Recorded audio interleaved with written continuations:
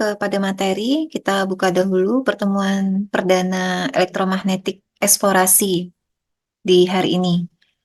Assalamualaikum warahmatullahi wabarakatuh. Selamat pagi semuanya. Semoga suara Ibu jelas ya di Zoom masing-masing. Jika ada kendala mohon diinfokan. Eh, Nanti Ibu akan off cam dulu supaya lancar ya audionya. Alhamdulillah kita bertemu di kuliah perdana eksplorasi elektromagnetik pagi ini secara online. Ya Ibu mohon maaf sebelumnya karena sampai hari ini Ibu belum aktif di kampus ya, masih pemulihan, belum bisa lama berdiri. Tekanan darahnya drop sekali sampai 90. Jadi kalau lama berdiri itu sudah mulai apa? Pusing ya. Jadi sekarang kita tetap kuliah hanya secara online dulu, insya Allah. Mudah-mudahan pekan depan sudah bisa tatap muka kembali normal seperti biasanya. Kemudian Ibu juga mohon maaf untuk beberapa WA yang mungkin sudah masuk sebelum-sebelumnya ya, yang belum sempat Ibu baca semua dan belum dibalas. Silakan nanti bisa di post lagi apa yang ingin ditanyakan, karena em, bisa apa tenggelam dengan kegiatan yang sudah selesai di minggu lalu dan mungkin banyak yang belum Ibu tuntas jawab ya. Silakan nanti bisa di WA lagi. Ya, Ibu mohon maaf juga untuk hal itu karena setelah selesai kegiatan langsung bed rest di rumah, langsung bed rest karena memang tidak hanya apa lemburan tapi Ibu kemarin juga sempat ini apa eh sakit ya, batuk pilek dan sebagainya. Memang cuaca sangat tidak baik juga kemarin sehingga beruntun ya fisik itu tidak kuat untuk apa terus menerus ya, terus menerus di ini. Pagi Ibu tidak makan nggak bagus ya, apa tidurnya juga tidak teratur ya. Akhirnya seperti itu drop sampai hari ini. Insya Allah mudah-mudahan besok sudah bisa aktivitas seperti biasa. Jadi kalau misalnya ada hal yang ditanyakan silakan ya di WA lagi saja nggak apa-apa. Ibu usahakan bisa menjawab semuanya dengan baik ya. Baik, terima kasih untuk kehadirannya pagi ini. Jadi ini adalah kuliah eksplorasi elektromagnetik. Pengampunya nanti ada Ibu dan Bu Agnes.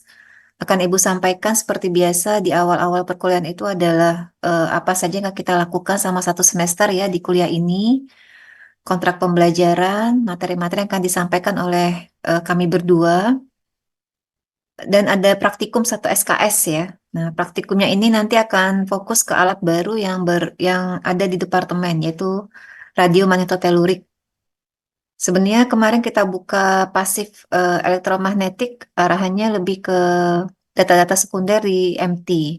Jadi mungkin yang semester sekarang MT tidak kita olah, hanya sekedar wawasan saja. Tapi nanti nggak tahu Pak Bu Agnes kalau sempat bisa memberikan mungkin data-data data-data sederhana saja ya untuk diolah atau juga oleh asisten. Tapi fokus utamanya adalah mencoba alat baru dan mengolah datanya. Selain nanti ada data GPR dan juga VLF yang akan kita olah ya, dari sekalian. Mohon doanya juga semoga pengadaan GPR kita juga lancar di semester ini. Kita pengadaan wide range ya, 300 sampai 800 eh, range frekuensinya, 3 sampai 800 Hz di sini. Jadi eh, kita bisa bekerja di level shallow dan juga level deep untuk penggunaan data GPR. Ya mudah-mudahan nanti kuliah kuliah lapangan terpadu bisa dipakai ya. Mudah-mudahan sudah bisa dipakai. Jadi eh, ada pengembangan baru dari kuliah lapangan terpadu di tahun sebelumnya. Hmm, mungkin absen dulu.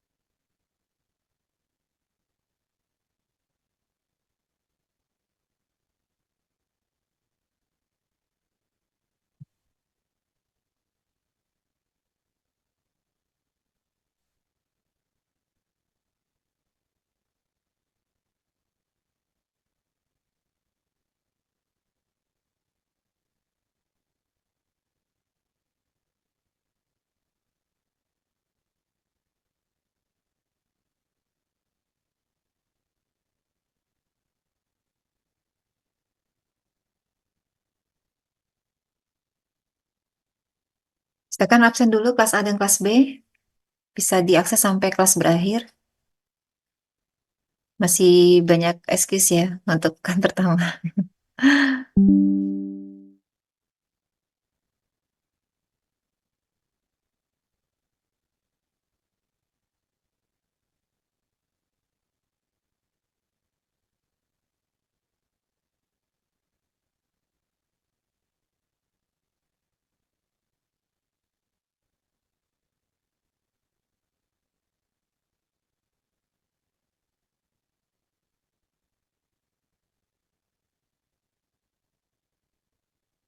Yang sudah pengalaman dengan Ibu kuliah kemarin, sudah paham bagaimana bagaimana karakter dari kuliah kita ya.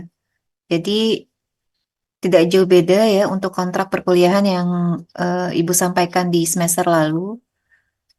Nah, di sini prasyarat dari mata kuliah ini adalah pemodelan data geofisik, kemudian rock fisik ya, fisika batuan, matematika geofisika, geofisika matematika, dan geodinamika. Semua sudah pasti sudah selesai ya melewati dari mata kuliah ini. Nah, apa saja topik-topik yang mendukung kuliah eksplorasi elektromagnetik? Jadi karena ini memang mata kuliah inti, kita hanya belajar mungkin sifatnya di permukaan saja.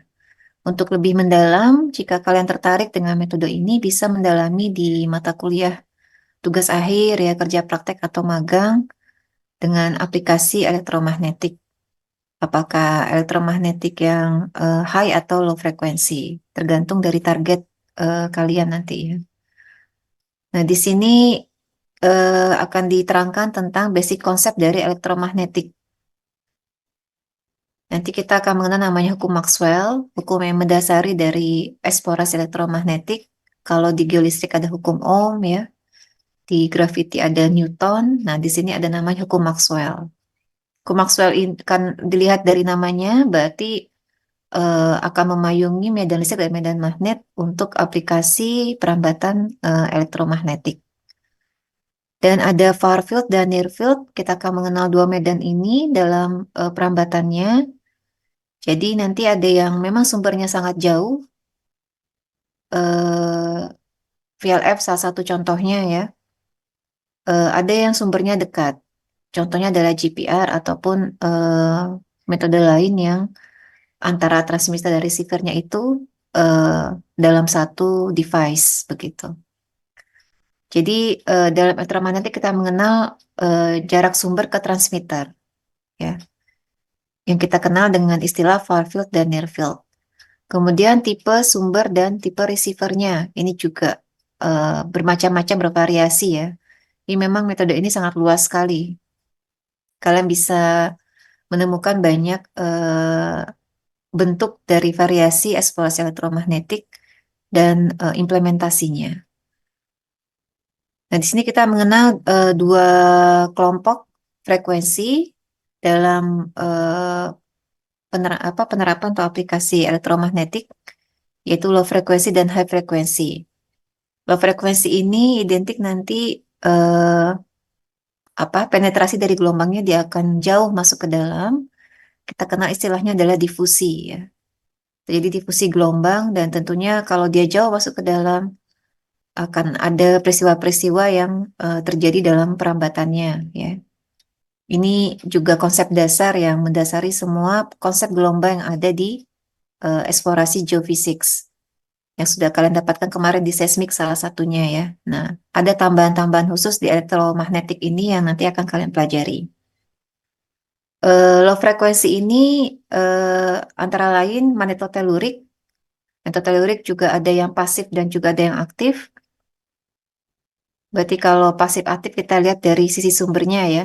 Sumbernya dari alam dan juga dari, kalau dia pasif berarti dari alam, kalau dia aktif berarti dari eh, injeksi yang kita masukkan ke dalam tanah. Kemudian control source audio magnetotellurics CSAMT ini aktif karena kita menginjeksikan arus ya untuk bisa berjalan instrumennya. Nah, ini radiomagnetotellurics atau RMT. Ini mirip dengan VLF secara karakter alatnya ya. Ini juga memanfaatkan gelombang radio dan relatif kedalamannya juga mirip dengan VLF. Tidak terlalu dalam. Ya. Kemudian very low frequency, transient, elektromagnetik, dan EM induction. Dan high frequency electromagnetic method, ini ada GPR, ada radar remote sensing. Nah ini kalau high frequency berarti dia tidak terlalu dalam ya penetrasinya. Sifatnya dangkal hingga medium dan nanti akan tergantung dari frekuensi yang digunakan di antena alat tersebut. Dan penggunaan dari elektromagnetik ini sangat luas di semua studi ya, di semua studi dangkal hingga dalam. Untuk yang dangkal cenderung digunakan untuk studi-studi geoteknik ataupun pertambangan ya, ataupun studi air tanah. Lalu untuk aplikasi yang dalam digunakan dalam studi energi, misalnya oil and gas, geothermal, ataupun studi geodinamik, studi apa interior bumi ya, untuk melihat bagaimana eh, struktur-struktur yang mengontrol dari interior bumi kita. Bagaimana apa salah satu yang dilakukan oleh beberapa kampus di luar negeri itu melihat bagaimana studi kerak samudra di dasar laut ya, melihat apa kondisi gas hidrogen yang terdapat di lantai samudra dan sebagainya.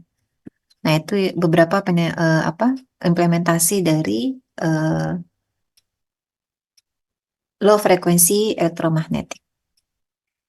Nah, ini aturan untuk agar perjalanan dari kuliah kita ini eh, sama-sama nyaman dan lancar ya. Jadi eh, bahwa perjalanan apa bahwa setiap pekannya kuliah ini akan berjalan rutin setiap hari Selasa pagi jam 9, kecuali jika ada hari libur atau ada kegiatan-kegiatan khusus yang membuat kelas kita tidak ada.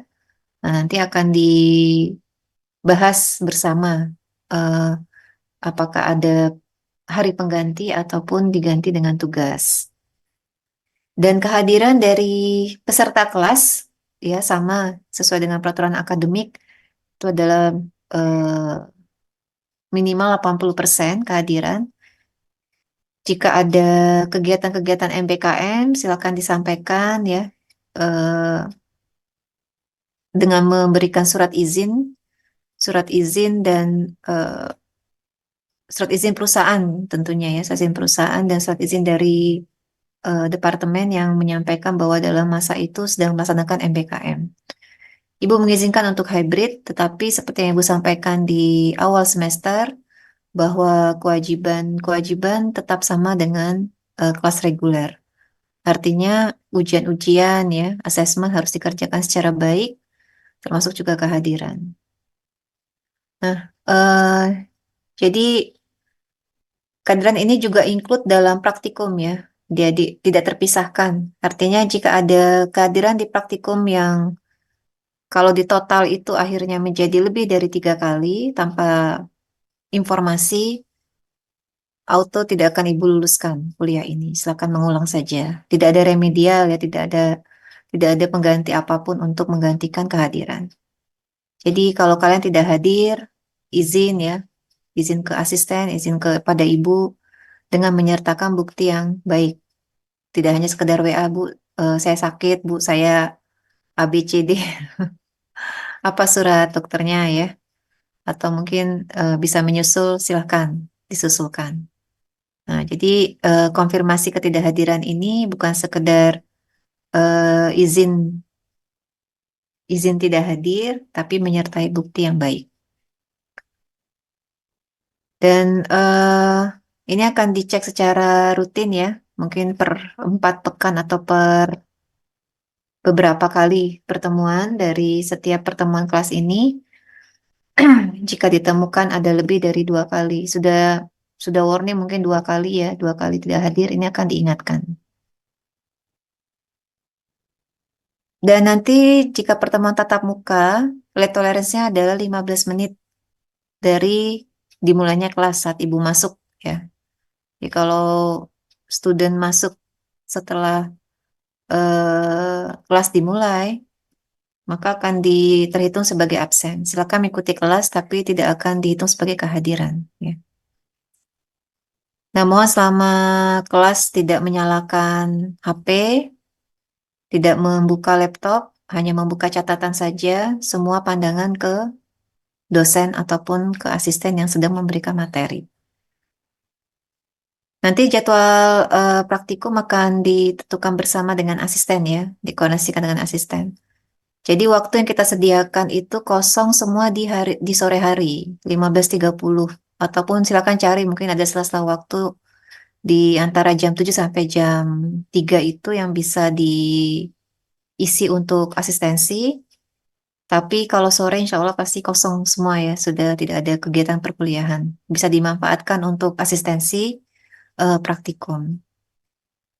Nah, di sini sudah Ibu garis bawah bahwa tidak ada remedial, tidak ada misalnya kurang kehadiran terus kalian WA Ibu Bu minta pengganti tidak ada. Sudah ngulang saja ya.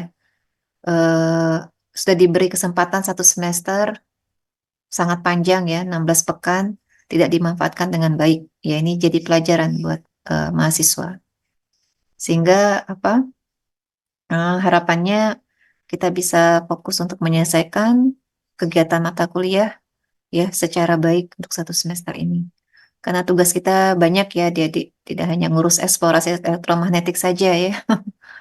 Bagi nanti udah mau kuliah lapangan terpadu, jadi eh, harus ini ya, harus punya tekad untuk menyelesaikan dengan baik ya setiap semesternya.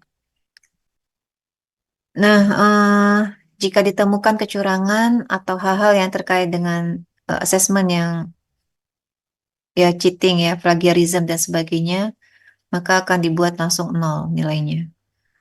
Dan ini adalah grading untuk mata kuliah ini. Jadi akan Ibu bagi dalam kuis 40%, ada tugas, mungkin nanti ada kuliah tamu ya, kita mengundang praktisi untuk 1-2 topik untuk sharing tentang case-case tadi tertentu di eksplorasi elektromagnetik, ini ada 20%. Kemudian di praktikum ini akan di-split presentasi dan laporan 20%, 20% ya. Di total 100. Jika ada satu saja yang tidak dikerjakan, jadi pasti akan berbeda nilainya. Jadi kalau misalnya kalian komplain di akhir perkuliahan, Bu, kok teman saya satu kelompok A, saya AB. Ya pasti ada perbedaan di kuisnya, di soal-soal individu ini yang akan membedakan. Kemudian di resumenya, ya.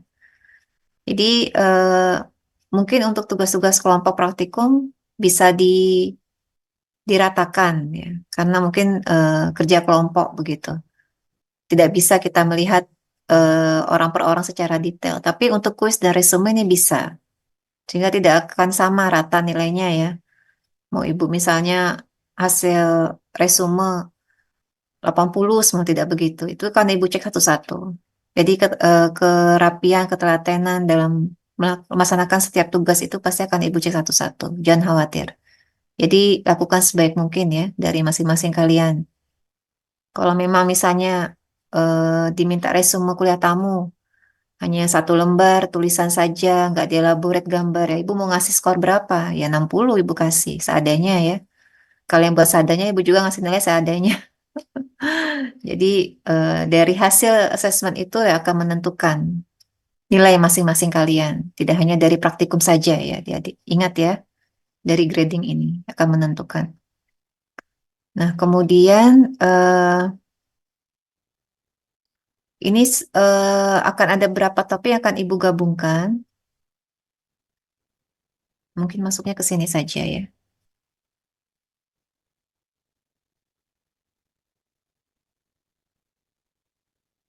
Hmm.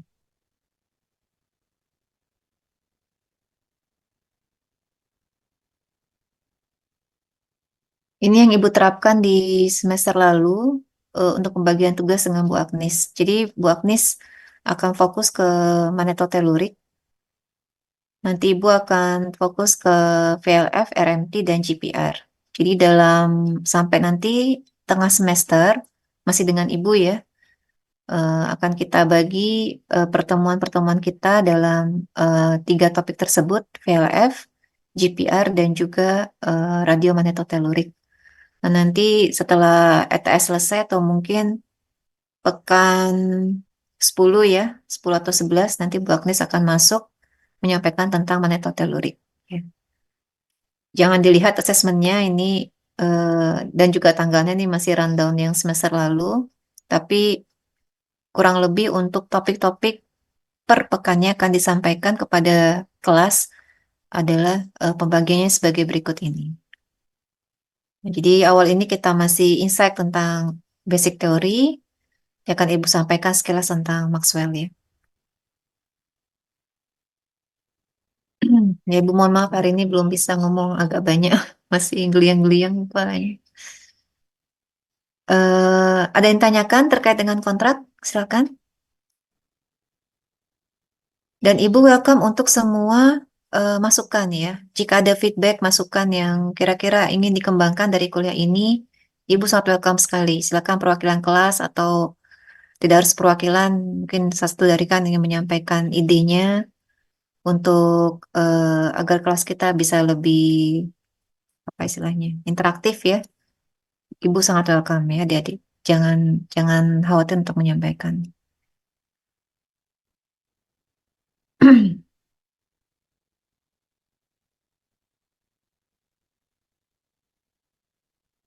Baik, kita masuk dulu ke materi kalau tidak ada yang ingin disampaikan. Untuk referensi ya, eh, seperti biasanya silakan memakai apa saja, tetapi untuk textbooknya ini Ibu memakai Geophysical Electromagnetic Theory and Methods dari Zdanov. Kayaknya ada di ruang baca ya.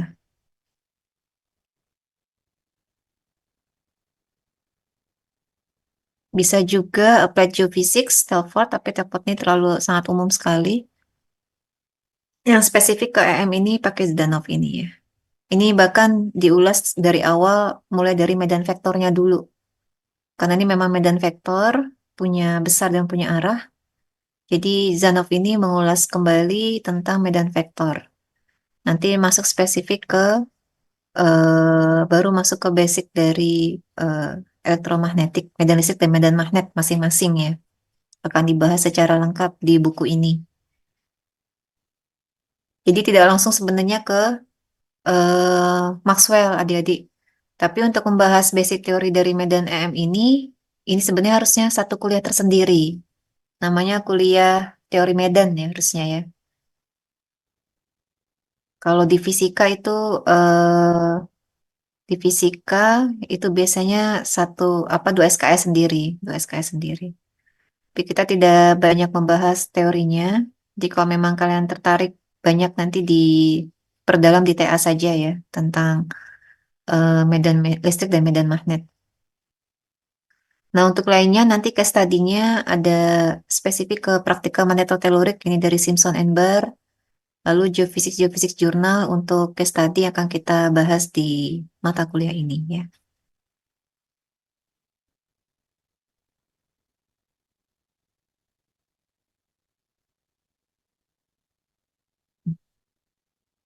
Ya, ada pertanyaan? Tidak ada? Sudah terlihat slide Ibu ya? Nah, sebelum masuk ke Maxwell, Ibu akan menerangkan dulu tentang prinsip dasar dari induksi IM, induksi elektromagnetik. Jadi induksi elektromagnetik ini adalah proses yang mendasari bagaimana perambatan gelombang EM terjadi mulai dari source hingga receiver ya. Ini kita sebut peristiwanya adalah induksi. Jadi saat dua medan itu eh, bekerja ya, nanti akan kita kenal namanya medan primer dan medan sekunder. Medan primer saat awal medan itu mengenerate medan yang lain dan medan sekunder itu adalah hasil dari eh, proses dari medan yang membentuknya. Nah, mungkin kalau dari gambar ini bisa kita ada chat ya. Oh, belum Bu ya. Silakan kalau ada yang ditanyakan ya. Ini adalah komponen-komponen penyusun induksi elektromagnetik. Jadi kita bergerak pada namanya domain waktu dulu ya. Semua medan ini akan bergerak pada domain waktu. Nanti domain frekuensi baru akan kita gunakan saat kita ingin membaca datanya. Kita olah datanya, kita convert ya kepada domain frekuensi supaya kita bisa membaca datanya dan mengetahui bagaimana hasil data kita dari pemetaan bawah permukaan yang kita lakukan. Nah, di sini kita ambil contoh ada loop ya, ada ada dua buah loop. Nah, loop ini berfungsi sebagai eh, apa medan primer, di mana dia akan menangkap sumber dari alam ya. Nah, di sini medan primer ini dia akan mengambil medan listrik dari alam dan medan listrik ini dia akan diterima oleh transmitter di alat ini. Kelihatan nggak ya ininya? Ini dia. Jadi sumber dari alam itu adalah medan listrik primer. Nah, ini akan ditangkap oleh medan magnet sekunder yang terdapat di alat ini. Jadi prinsip dari medan elektromagnetik ini, medan listrik akan mengenerate medan magnet dan sebaliknya, medan magnet akan mengenerate medan listrik. Akan terus seperti itu. Karena memang secara prosesnya dua medan ini adalah tegak lurus ya. Apakah medan listrik yang vertikal atau sebaliknya medan listrik yang horizontal. Nah, tapi dalam proses perambatannya akan merambat tegak lurus, saling tegak lurus antara medan listrik dan medan magnet. Dan di sini saat ada sebuah sumber, ya, sumber yang ditangkap oleh eh, alat, di sini sumbernya adalah medan listrik primer. Dan tadi kata Ibu bahwa medan listrik akan mengenerate medan magnet, maka oleh alat ini dia akan mengenerate medan magnet primer akibat ada medan listrik yang dia masuk ke alat tersebut ya. Dan ini akan bervariasi terhadap waktu. Nah, saat bervariasi terhadap waktu ini, eh, medan magnet yang dihasilkan oleh alat ini dia akan menginduksi masuk ke bawah permukaan. Jadi katakanlah di sini ada sebuah sebuah body konduktif ya, sebuah anomali di bawah permukaan tepat di bawah alat ini. Nah, kemudian medan magnet sekunder yang medan magnet primer yang terdapat di alat ini dia akan penetrasi masuk ke bawah permukaan dan ini akan menyebar ke segala arah termasuk ke dalam body konduktif ini, ke dalam tubuh anomali ini. Nah, saat tubuh anomali ini menerima medan magnet primer yang diinjeksikan oleh alat tersebut, akan terjadi namanya eh, induksi kembali. Terjadi induksi dan dia akan menghasilkan namanya medan listrik sekunder. Ya. Itu yang kita kenal dengan istilah arus eddy. Dia akan berosilasi di dalam tubuh anomali itu yang dia lebih konduktif dibandingkan lingkungan sekitarnya dan dia akan menghasilkan namanya medan listrik sekunder yang akan terjadi di dalam tubuh batuan itu ya. Nah, di sini akan terjadi proses induksi kembali di mana eh, medan listrik sekunder ini akan mengenerate medan magnet sekunder ya. Nah, ini hasil akhirnya. Jadi saat terjadi arus eddy di dalam tubuh anomali itu, dia akan mengenerate namanya perubahan medan magnet terhadap waktu yang kita kenal dengan medan magnet sekunder dan hasil dari perubahan medan magnet ini akan ditangkap oleh receiver di permukaan. Nah, receiver di permukaan ini dia akan menghasilkan beda potensial yang akan terekam oleh alat kita dan nanti akan apa eh, menghasilkan data-data perbedaan fasa dan juga perbedaan resistivitas ya kalau kita olah lebih lanjut. Nah, jadi adik-adik di situ ada proses induksi elektromagnetik mulai dari source ya. Source-nya itu dia akan mengenerate namanya medan EM primer.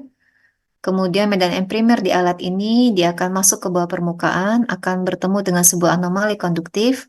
Nah, di anomali konduktif ini akan terjadi proses perubahan medan elektromagnetik sekunder. Hasil dari perubahan-perubahan dalam anomali itu ini akan diterima oleh alat kita di permukaan, diterima oleh receiver. Beda potensi yang terjadi ini akan bisa diolah lagi untuk menghasilkan nilai-nilai parameter fisik yang kita cari dalam eksplorasi elektromagnetik. Nah, jadi di sini syaratnya adalah ada medan primer, ada medan sekunder, ya. Sini ada gambarnya, medan primer ini menginduksi dari anomali kita, dan proses dari induksi medan primer ini akan menghasilkan namanya medan sekunder, ya, medan elektromagnetik sekunder. Nah, medan listrik yang terjadi ini akan menghasilkan namanya rapat arus. Rapat arus ini akan sangat tergantung kepada nilai konduktivitas dari eh, medium. Jadi saat medan primer ini akan masuk ke dalam anomali, ya, anomali atau eh, sebuah bodi konduktif di bawah permukaan, ini akan membentuk rapat arus akibat ada medan listrik dan dia tergantung kepada nilai konduktivitas dari medium itu. Nah, kemudian currents in the conductor generate magnetic fields, dan medan medan primer yang dia menginduksi dari sebuah anomali di bawah permukaan yang akan membentuk medan sekunder ya, medan elektromagnetik sekunder. Dan yang ini akan diukur oleh alat kita di permukaan. Ya. Jadi ini yang kita sebut sebagai induksi IM. Jadi ada source, ada medan primer, ada medan sekunder, dan ada receiver yang akan menangkap dari medan sekunder elektromagnetik.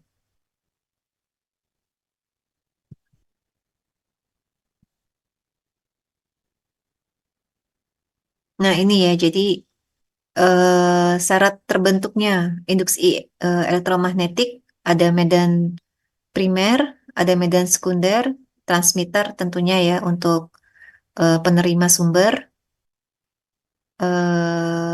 ada receiver, dan ini istilah magnetic flux dan coupling. Coupling ini nanti berkaitan dengan bagaimana eh, apa penetrasi ya, bukan penetrasi dari gelombang dari medan elektromagnetik primer saat dia masuk ke dalam anomali kita.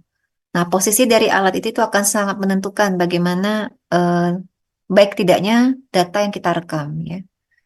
Sebagai contoh misalnya adik-adik eh, kita tahu nih ada sebuah anomali misalnya eh, sebuah cave ya, cave atau mungkin eh, pipa logam begitu ya.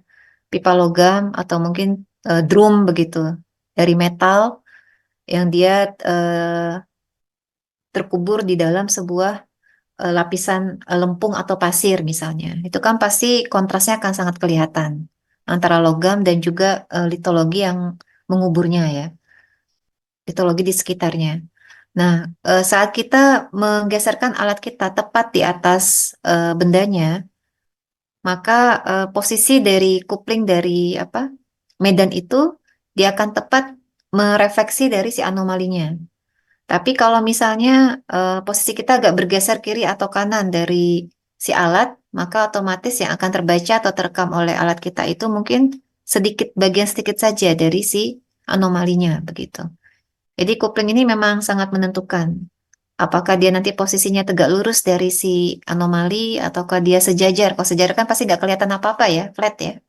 Makanya kenapa kita harus bergerak selalu tegak lurus terhadap struktur atau anomali dari eh, objek kita saat kita melakukan pengukuran ya, jadi atau dia agak ada sudut sedikit tidak benar-benar sejajar. Nah, ini penting ya dalam penentuan posisi alat saat akuisisi untuk bisa mendapatkan coupling yang bagus. Ya.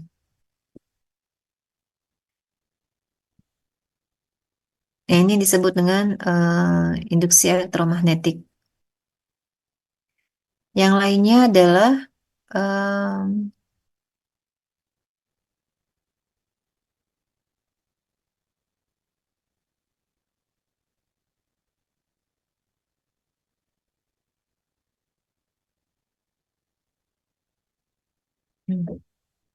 sewaktu semester lalu di seismik, kalian sudah mendapatkan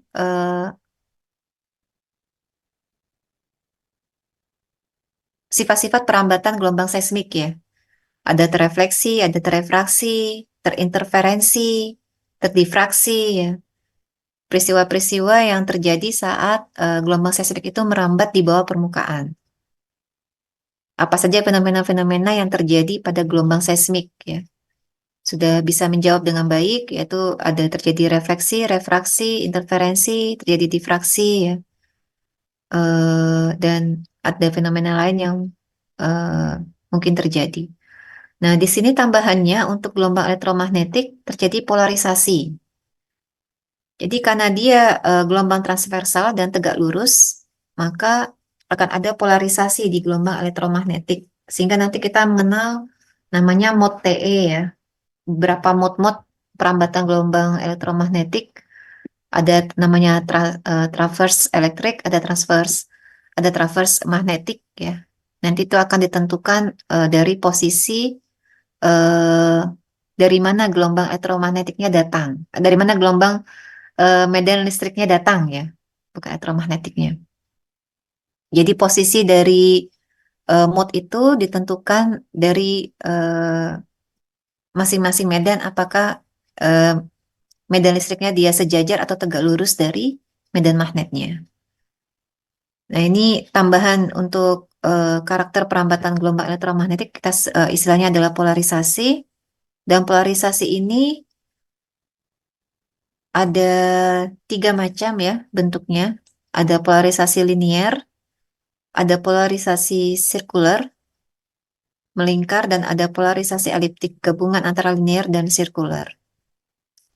Nah, ini nanti akan menentukan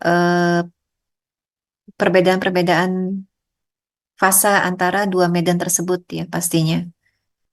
Linier ini sangat ideal sekali, tapi harusnya kalau kompleksitas dari bawah permukaan tidak akan sangat jarang untuk polarisasi linier.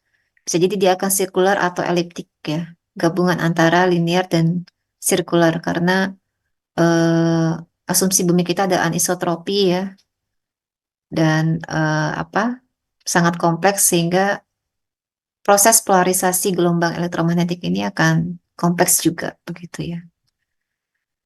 Kemudian karakter yang lain adalah terjadinya ground wave. Jadi adik-adik untuk far field, untuk sumber yang sangat jauh, ya, sumber yang sangat jauh, dia tidak hanya merambat strike di udara saja, tapi juga akan terpantulkan antara ionosfer dan juga permukaan bumi. Ini yang disebut nanti istilahnya waveguide ya, kalau di VLF terutama. RMT mungkin juga mengalami hal seperti ini. Jadi dari sumber yang sangat jauh, gelombang radio dari sumber yang sangat jauh, dia akan merambat melalui ionosfer, memantul dari permukaan ionosfer ke permukaan bumi. Terus seperti itu ya, membentuk apa pola-pola two-way travel time seperti itu. Selain dia juga strike merambat melalui udara secara langsung atau direct wave, ataupun dia langsung masuk ke bawah bumi. Nah ini yang terjadi. Sehingga akan ada peristiwa-peristiwa penurunan energi tentunya ya, tergantung dari kondisi ionosfernya. Tergantung juga dari kondisi permukaan bumi. Kalau misalnya vegetasinya sangat dense, bisa jadi penangkapan sumber oleh alat kita juga akan berkurang. Jadi banyak sekali asumsi-asumsi atau peristiwa yang terjadi saat perambatan dari sumber yang jauh kepada alat kita ya. Nah, ini eh, yang terjadi di far field juga. Jadi gelombang-gelombang radio yang sangat jauh atau mungkin di remote sensing ya. Jadi akan ada namanya pemantulan-pemantulan yang terjadi di ionosfer atau di atmosfer. Di sini kita memakai ionosfer karena ini lapisan atmosfer yang paling bermuatan listrik. Nah, di sini mereka apa gelombang-gelombang ini akan memantul di ionosfer dan akan eh, terefleksikan ke permukaan bumi. Seterusnya seperti itu akan membentuk pola-pola pemantulan ya. Nah, ini sifat-sifat karakter perambatan gelombang elektromagnetik selain karakter lain yang sama ya dengan gelombang lainnya di eksplorasi geofisika. Nanti materinya akan Ibu share semuanya di Classroom.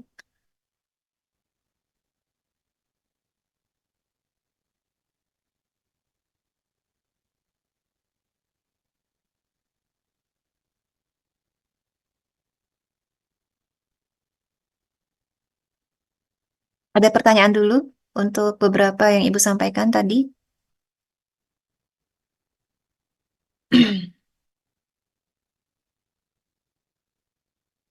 Ya, untuk migas ya, mungkin pengetahuan saja. Untuk migas, biasanya kita pakai kombinasi elektromagnetik ini untuk migas-migas yang dia tertrap di bawah non-sedimen. Kita sebut subvulkanik ya, subvulkanik reservoir. Jadi ada beberapa potensi migas dia terperangkap di bawah metamorf atau batuan beku begitu. Nah, ini oleh seismik tidak bisa ya tertangkap di mana posisi tepatnya dari reservoirnya, di mana topnya, di mana bottomnya ya. Bottomnya mungkin bisa tertangkap tapi topnya tidak bisa karena dia tertutup oleh subvulkanik begitu.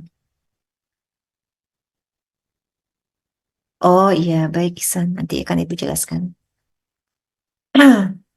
Jadi eh, penggunaan dari magnetotelurik karena dia powerful untuk bisa menembus non-sedimen, dia bisa mengcapture posisi caprocknya dengan baik. Posisi dari apa eh, top reservoir yang diisi oleh subvulkanik itu ya. Dan nanti akan dibantu dengan gravity untuk bisa memetakan dengan tepat boundary-nya, boundary atau struktur dari topnya itu. Jadi kalau MT dia akan mendeteksi di mana posisi topnya, dalam hal ini adalah subvulkanik, dan nanti gravity akan membantu membatasi ya batas-batas boundary-nya dengan lebih tegas, dan nanti seismik akan membantu di reservoirnya, di mana tepatnya batas reservoir dari migas itu. Nah ini implementasi elektromagnetik untuk migas. Kalau geothermal jelas ya, untuk melihat di mana uh, caprock batas atas dari reservoir geothermal, karena itu zona konduktif, jadi MT akan sangat memetakan, mudah powerful dalam memetakan dari caprocknya. Untuk hal lain ya terkait dengan sifat konduktivitas dari anomalinya ya nantinya. Kalau ada kontras yang baik dengan lingkungan sekitar, tentu bisa dipetakan dengan elektromagnetik. Eh, Kopling ini nanti ada site-nya sendiri sebenarnya. Itu insight tambahan saja dari Ibu tentang induksi IM. Nanti akan Ibu sampaikan juga ya sekilas tentang kopling. Ini kita lihat dulu tentang Maxwell Principle atau hukum Maxwell yang mendasari dari elektromagnetik.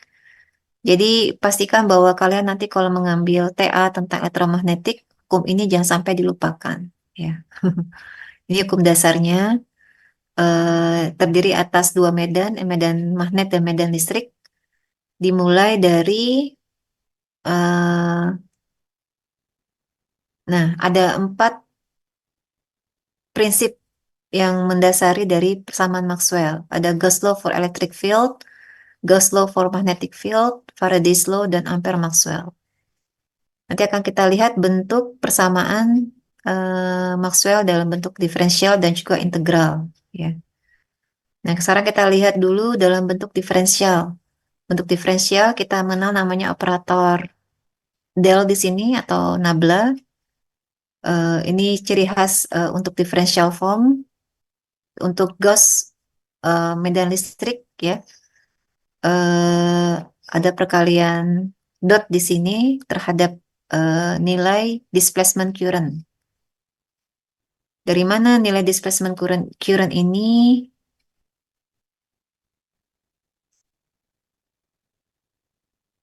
Nah, ini hubungan antara medan listrik dengan permitivitas. Jadi ada tiga parameter fisik yang kita bermain dalam medan elektromagnetik. Ada permitivitas dalam dengan epsilon, ada permeabilitas mu ya. Kemudian ini apa besi ya? Ini adalah konduktivitas. Nah, yang berhubungan dengan medan listrik adalah konduktivitas dan permitivitas.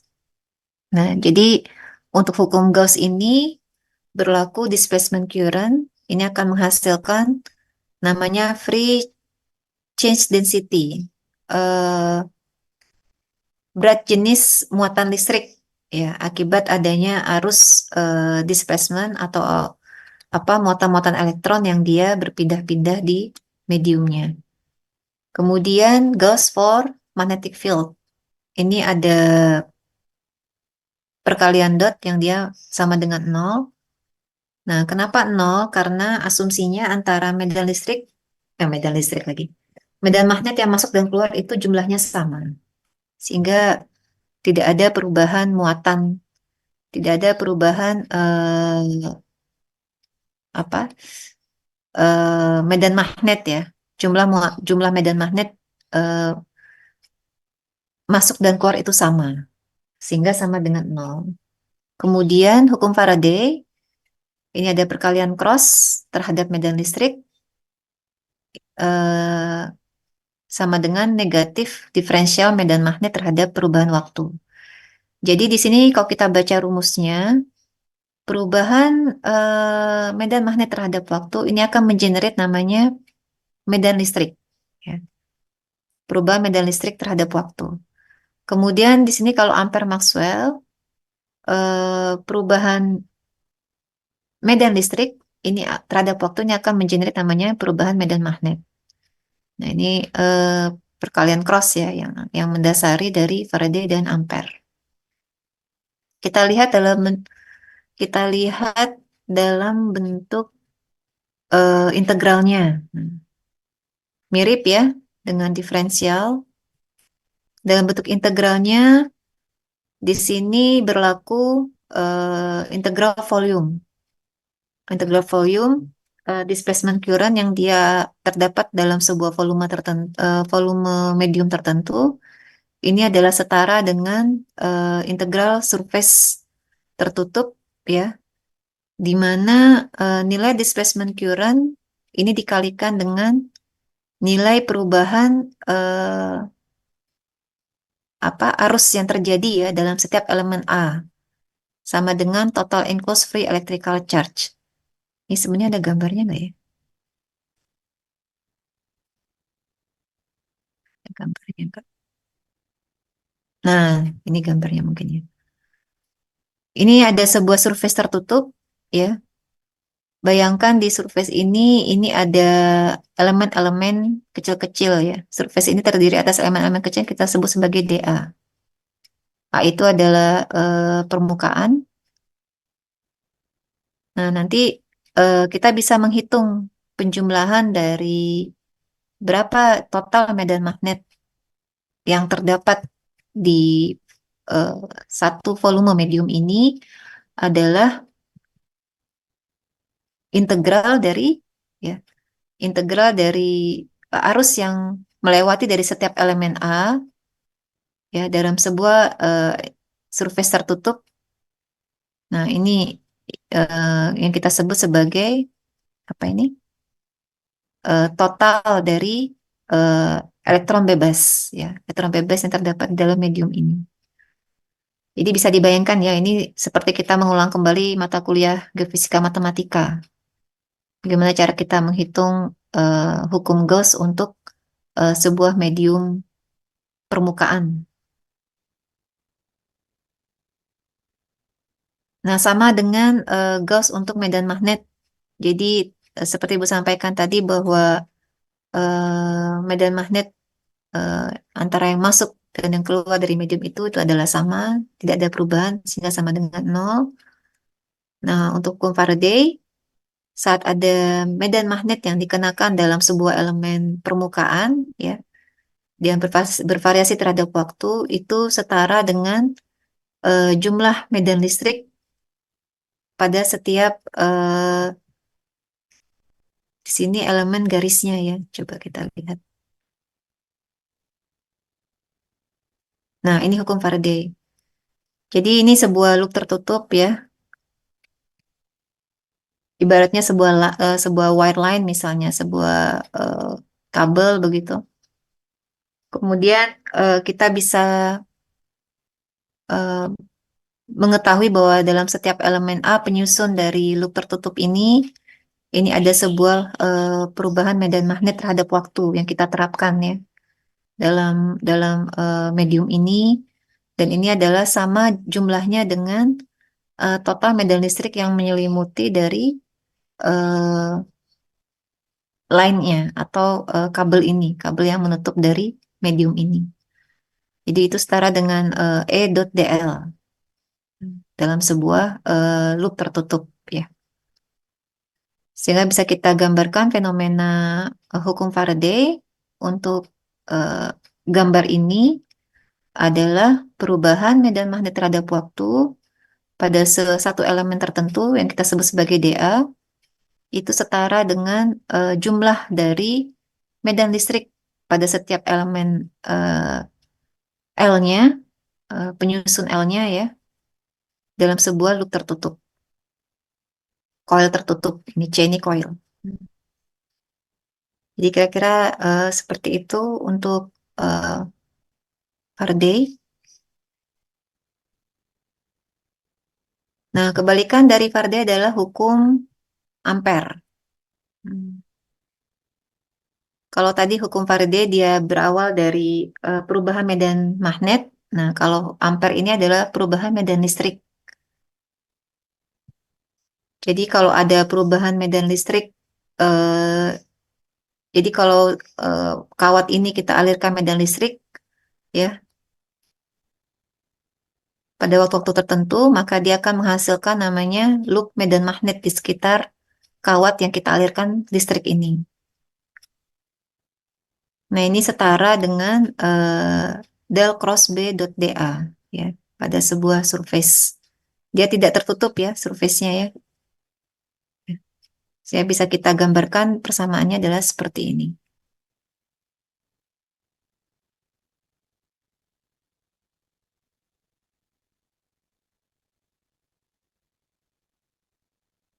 Nah, dalam peristiwa Ampere, rapat arus yang terjadi itu melibatkan ada namanya rapat arus yang dari elektron-elektron yang bebas dan juga dari elektron-elektron yang dia bonded atau terikat plus elektron-elektron dari medium yang memang mengandung magnet.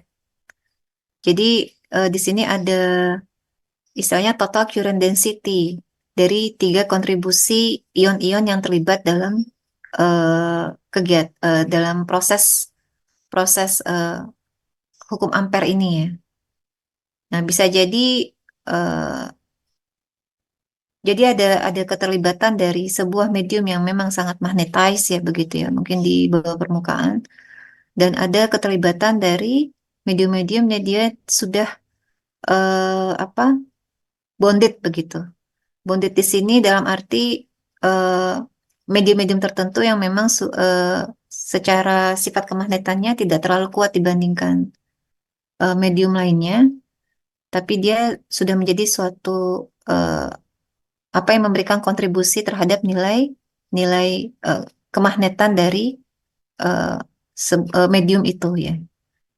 Contohnya mungkin kalau misalnya kita meneliti sebuah eh, geotermal misalnya ya, geotermal. Oh, mungkin terlalu jauh geotermal. Mungkin pipa lah ya, pipa logam gitu ya.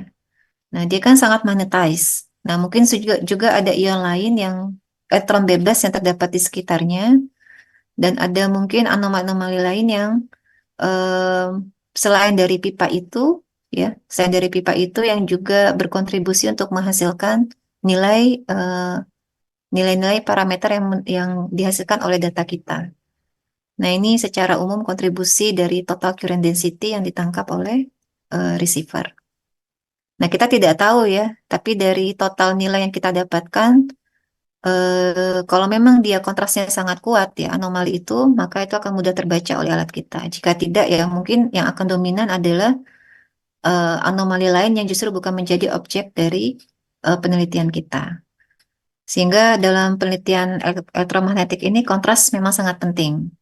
Jangan sampai ternyata kita bergerak pada sebuah medium lempung misalnya.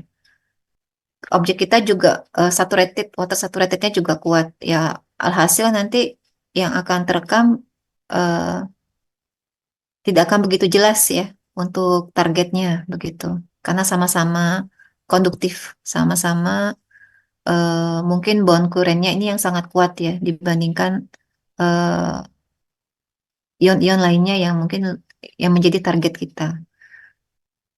Jadi kontras itu memang sangat dibutuhkan. Kalaupun misalnya dengan elektromagnetik dirasa sulit, ya berarti bisa menggunakan metode lain yang sekiranya lebih mudah untuk mendeteksi ya, mendeteksi dari anomali itu. Ya ini yang lainnya lebih ke hukum-hukum dasar yang mendasari, misalnya ada Biot-Savart ini untuk medan magnet.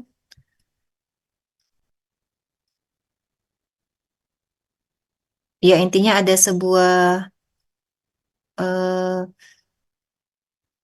kawat ya yang dialirkan arus listrik, dan ini ada sebuah apa muatan yang mengandung medan magnet. Nah, muatan medan magnet muatan ini bisa kita hitung berapa kekuatan medan magnetnya berdasarkan nilai arus yang terdapat di kawat ini. Jadi ini sangat berhubungan. Nilai arus listrik yang terjadi ini mempengaruhi dari nilai muatan medan magnet yang terdapat di B ini ya, dan seterusnya. Nah, itu jadi ada 4 hukum dasar yang terkait dengan medan elektromagnetik, yaitu eh, tadi ada Gauss untuk magnetik, ada Gauss untuk listrik, hukum Faraday, dan juga hukum Maxwell. Ada pertanyaan terkait coupling tadi ya?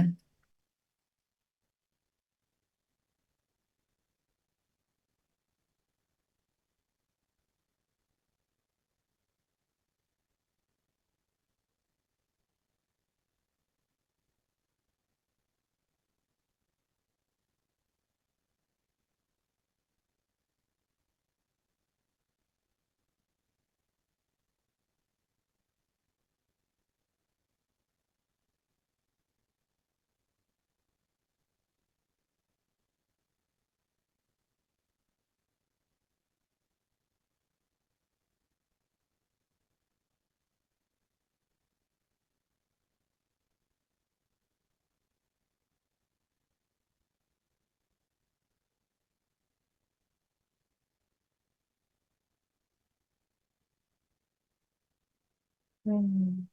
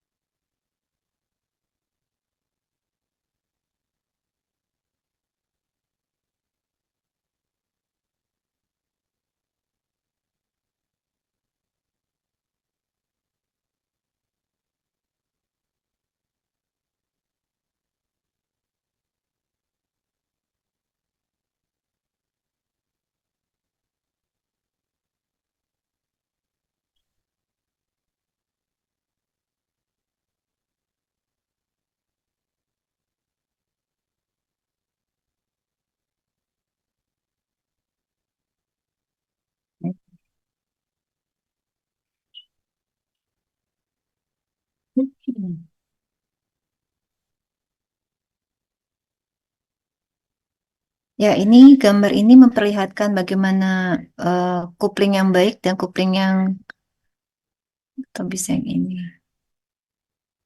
Hmm.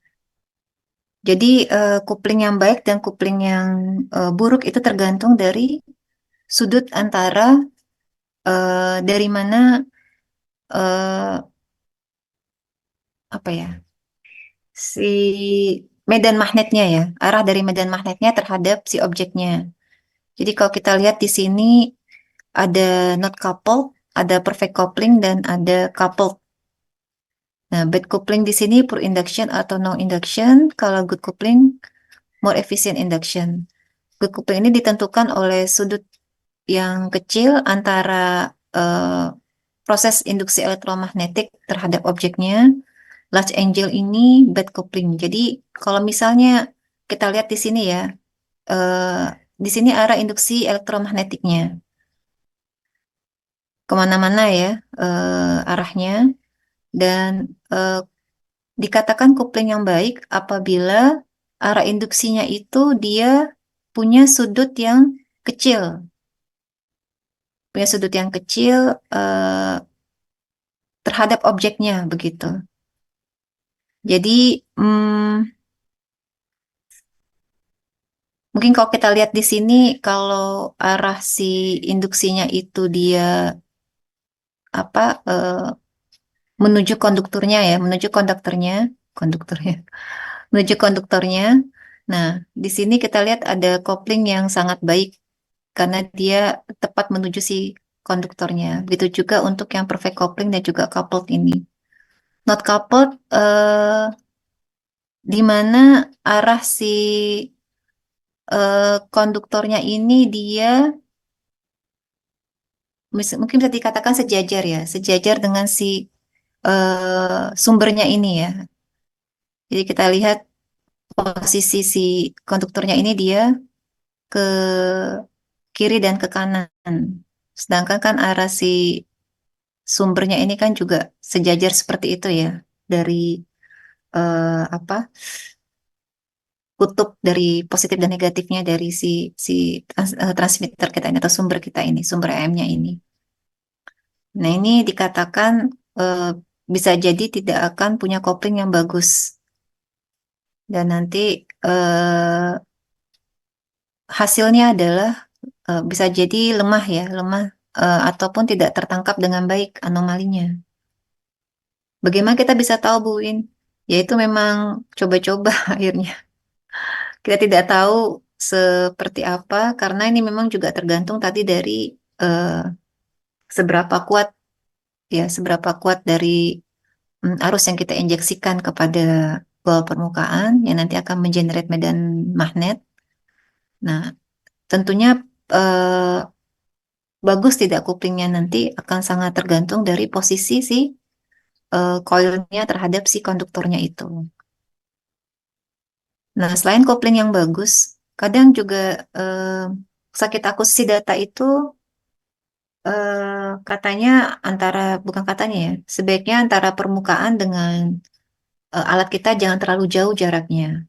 Itu katanya untuk meminimalkan terjadinya kopling yang jelek. Hmm.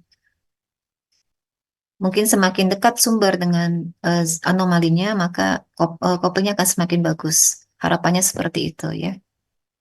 Dan tentunya tadi arah dari induksi elektromagnetiknya itu juga tepat eh, sudutnya terhadap si konduktornya. Nah, posisi dari alat juga itu akan sangat mempengaruhi bagaimana respon pengukuran. Contohnya seperti ini. Misalnya kita meletakkan alat ukurnya di kiri atau kanannya si anomali ya. Selain kopling yang tidak bagus, bisa jadi ternyata hasil pengukurannya pun juga tidak tepat mengenai dari si anomalinya. Posisi posisi kita dalam me, apa, men-scan, men-scan atau menempatkan alat tepat di atas anomali itu juga sangat mempengaruhi hasil coupling dan juga hasil pengukuran, respon respon pengukurannya. Ya. Nggak kelihatan apa-apa, Bu Win. Yang harus dideteksi mungkin apakah ada kontras antara anomali dengan lingkungannya. Yang kedua tadi apa eh, energinya mungkin ya. Kenapa nanti harus dicek di awal penerimaan alat. Kalau kita bergerak pada sumber yang jauh, apakah energinya stabil atau penerimaan alatnya bagus secara frekuensinya. Lalu yang ketiga adalah posisi pengukuran kita ya. Supaya koplingnya bagus dan juga hasil pengukurannya juga memperlihatkan respon yang signifikan antara objek dengan lingkungan sekitarnya begitu. Banyak faktor. Sehingga apa?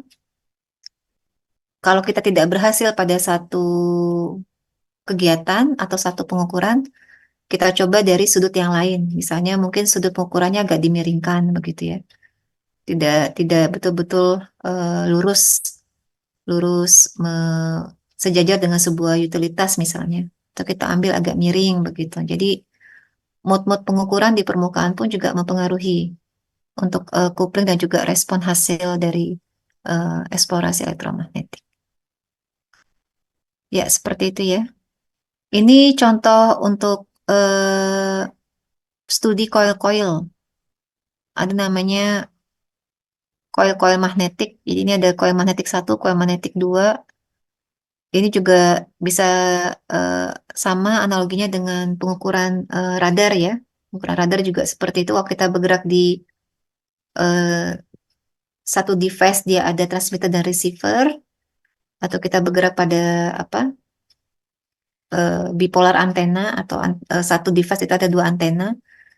Prinsipnya sama seperti ini. Jadi kenapa kita harus meletakkan posisi alat jangan terlalu jauh ya dari permukaan tanah, kemudian cara akuisisinya pun, cara penempatan akuisisinya, lintasannya dan sebagainya itu juga mempengaruhi. Mungkin itu untuk tambahan tentang kopling.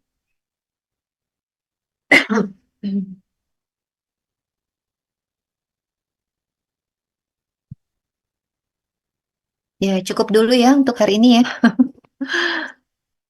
eh Nanti materi-materinya akan Ibu gabungkan dulu, karena ada beberapa dari topik lain yang Ibu ambil tadi sebagian, seperti induksi dan juga karakter dari perampatan gelombang EM. Kalau ada yang tanyakan lagi, silakan ditanyakan di pertemuan selanjutnya ya. Lalu ada tugas, nanti akan Ibu sampaikan di classroom tugas apa untuk pertemuan minggu depan. Jadi Ibu minta kalian membaca dulu bahan-bahannya untuk bisa kita diskusikan di pertemuan Selasa depan ya. Sudah absen semua ini? Sudah, Bu. Sudah, Bu. Baik, seperti Ibu tadi sampaikan, kalau ada pertanyaan yang belum dijawab, silakan di WA lagi ya. Heeh. Bu mohon maaf kalau tidak ada, kalau Ibu slow respon dan sebagainya. Baik, adik sekalian, kita akhiri pertemuan pagi ini untuk kuliah eksplorasi elektromagnetik. Semoga ada manfaatnya. Jika ada yang kurang jelas, bisa tanyakan nanti di pertemuan offline di Selasa depan. Kita akhiri, Alhamdulillah. Assalamualaikum warahmatullahi wabarakatuh.